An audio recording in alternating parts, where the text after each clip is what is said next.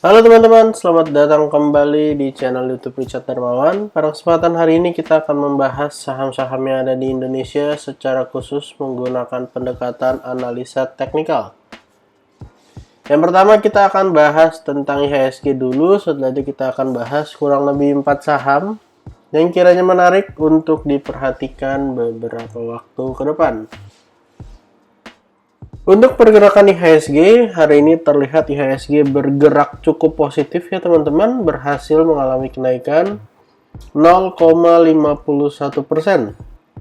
Walaupun memang belum menyentuh area support di 6787, tetapi IHSG berhasil mantul dan resisten terdekat ada di area 6909. Dan kalau breakout akan menjadi inverted head and shoulders, yang artinya IHSG berpotensi mengalami penguatan lanjutan. Bisa itu menuju ke area 7000 ataupun kembali mendekati area all time high di kisaran 7300-an. Untuk area supportnya masih sama di 6787. Kalau misalnya jebol, ada potensi kembali ke 6.700. Yang pasti 6.600 masih menjadi area yang sangat kuat, karena bisa kita lihat beberapa kali area 6.600 mampu menahan pergerakan IHSG dan setelah menyentuh area tersebut langsung rebound cukup kencang. Dan kalau kita buka data di rti.co.id, memang pergerakan hari ini terlihat sangat baik ya teman-teman, berhasil mengalami kenaikan dengan high di 6.874 dan area low di 6.815. Transaksi hari ini terlihat cukup lumayan ya, 10,8 triliun. Memang belum kembali ke transaksi normal IHSG di sekitar 15 triliun, tapi setidaknya pergerakan hari ini cukup atraktif untuk IHSG. Ada 299 saham mengalami kenaikan dan 228 diantaranya mengalami penurunan. Dan yang menarik, dari 10,8 triliun ini, asing melakukan net buy 714 miliar. Sebuah angka yang cukup besar setelah sebelumnya net sell abis-abisan sampai sekitar 15 T ataupun lebih ataupun kurang dari bulan Desember.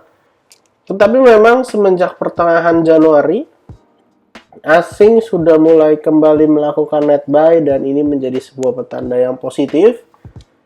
Kita harapkan asing kembali melakukan net buy terutama untuk saham-saham blue chip sehingga bisa mengalami kenaikan kembali, baik itu untuk IHSG maupun untuk saham blue chip. Dan untuk saham pertama yang akan kita bahas hari ini adalah HMSP.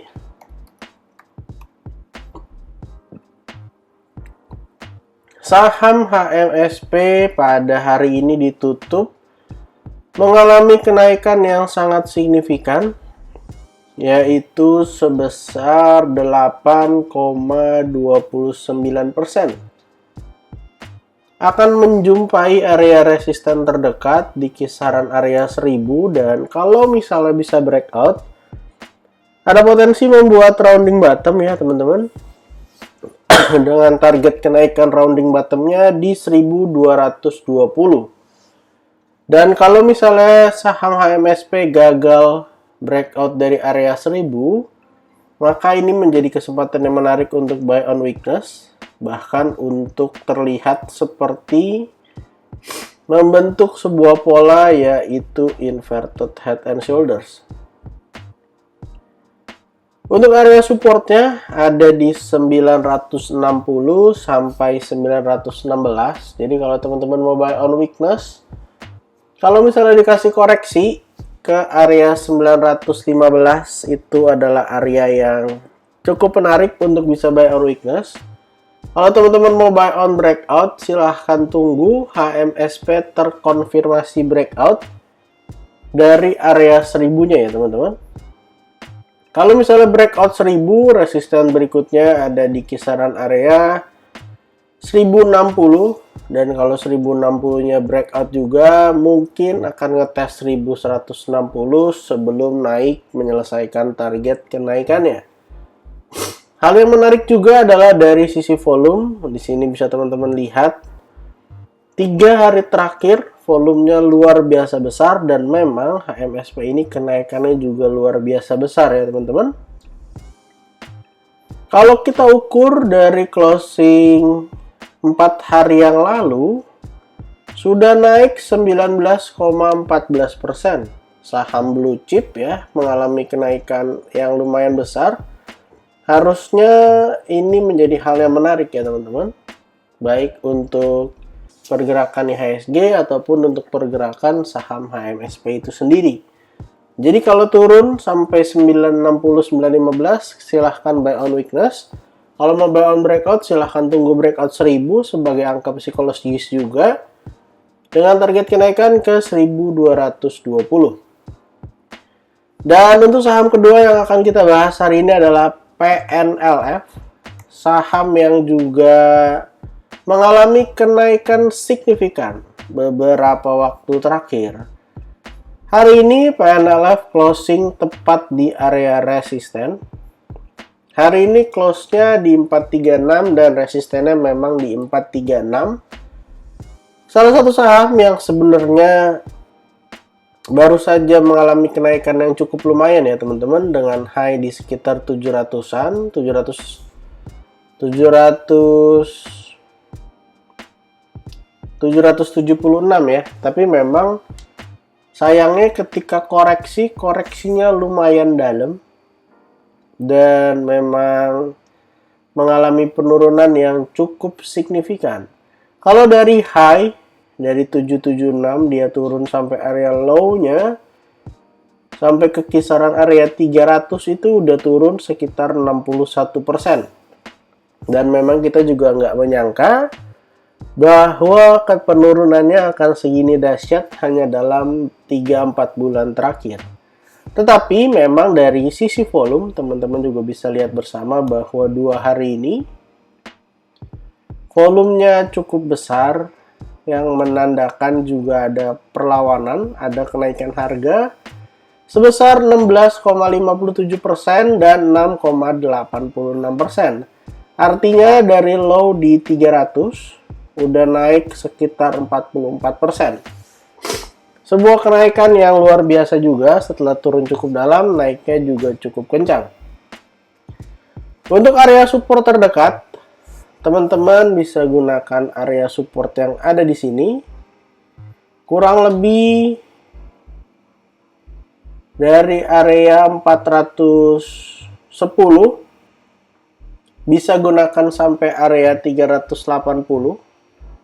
sebagai area support 1 ya, daripada PNLF 410 sampai 380, karena memang kenaikannya cukup besar. Jadi kita akan gunakan area support yang ada. Kalau ternyata area support ini tertembus, ada potensi kembali turun ke kisaran 340 ataupun 350. Jadi untuk support satunya teman-teman bisa gunakan 410 sampai 380. Ataupun kalau mau breakout area resisten di 436, silahkan juga dipantau, di mana memang dari volume 2 hari terakhir berpotensi untuk di breakout. Dan kalau misalnya breakout, resisten berikutnya berada di kisaran area 556. Jadi masih ada arah kenaikan yang lumayan. Dari area breakout yang ada, dari 436 masih ada potensi naik 27,34% menuju ke area resisten berikutnya. Kalau misalnya turun ke area support, bisa buy on weakness, karena memang kenaikannya sudah lumayan besar sepanjang 2 hari terakhir. Dan targetnya jelas masih ada potensi menguat menuju ke area resisten yang ada di atas. Dan untuk saham ketiga yang akan kita bahas hari ini adalah SCMA. Saham SCMA hari ini ditutup mengalami kenaikan yang lumayan ya teman-teman. Sempat kita analisa membuat head and Shoulders dengan target turun sampai ke 190. Tetapi sayangnya tidak jadi turun sampai ke 190, di mana tertahan di area psikologis juga di kisaran area 200. Dan yang menarik memang setelah sideways beberapa waktu, saham SCMA bisa kembali mengalami kenaikan.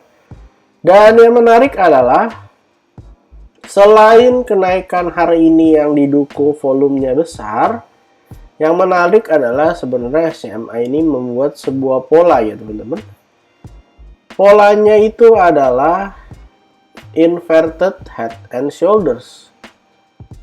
Ini adalah bagian leftnya.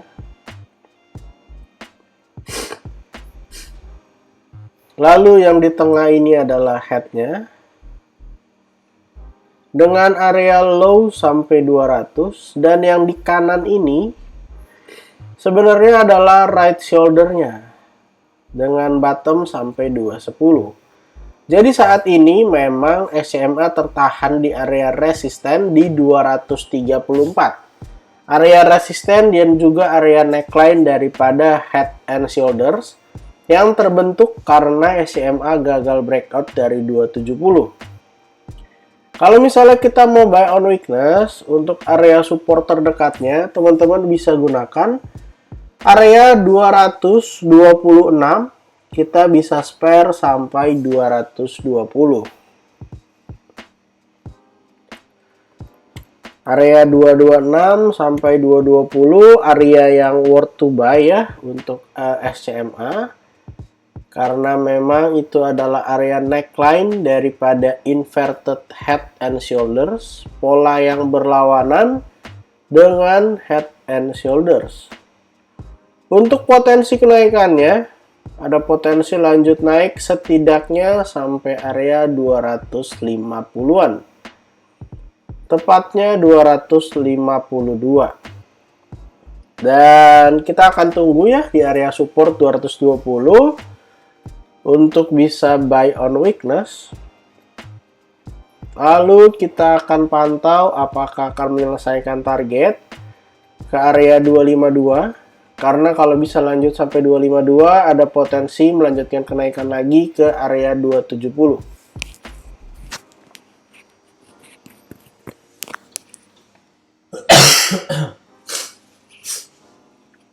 Maaf, batuk sebentar. Dan untuk saham terakhir yang akan kita bahas hari ini adalah BES, saham dari sektor properti. Saham BES hari ini ditutup mengalami kenaikan 5,52%, berhasil breakout resisten di area 148. Sebuah kenaikan yang cukup baik ya teman-teman, setelah sebelumnya memang BES juga sempat false break. Mirip-mirip dengan APLN yang kemarin kita bahas. Coba kita lihat apakah ada bullish divergence di sini. Dan memang terlihat di sini ada bullish divergence ya teman-teman, di mana harga bergerak membentuk low, new low, tetapi sang indikator malah bergerak sebaliknya dan akhirnya berhasil rebound cukup kencang. Ini namanya adalah bullish divergence dan reboundnya bisa kita lihat bersama sepanjang 3 hari terakhir didominasi dengan volume. Untuk area resisten berikut yang akan dituju oleh saham BES, ada potensi menuju ke area 165.